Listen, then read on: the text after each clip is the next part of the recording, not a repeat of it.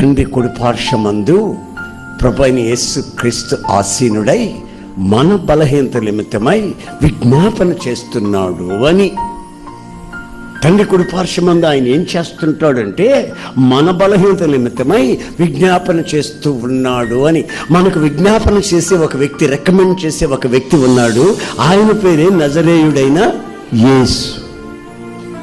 కొన్నిసార్లు కొన్ని బలహీనతలు మన మీదకి వచ్చినప్పుడు, కొన్ని బలహీనతలు మనకు వచ్చినప్పుడు మనం ఏమనుకుంటామంటే ఈ బలహీనతలు నాకున్నాయి కనుక దేవుని మర్చిపోదాం, దేవుని సన్నిధి వద్దు, ప్రార్థన వద్దు, చర్చి వద్దు, ఏమొద్దు, నాకు ఈ బలహీనత ఉంది, ఇది మారట్లేదు, ఇది మారదు అని మనం ఒక్కొక్కసారి అనుకుంటాం.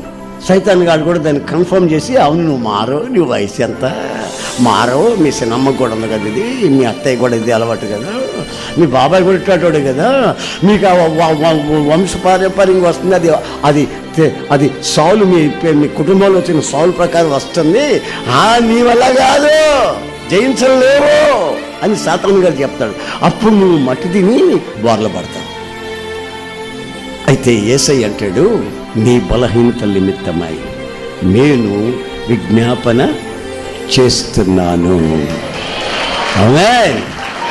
ఎస్, ఎప్పుడు నీవు బలహీనంగా ఉన్నావో అప్పుడే నా కృప మెండుగా నీ మీద కుమ్మరించబడుతుంది, నీవు బలపరచబడతావు, నా కృప ప్రత్యక్షం అవుతుంది, అది నీవు అనుభవిస్తావు. కనుక నీవేమీ కంగారు పడద్దు.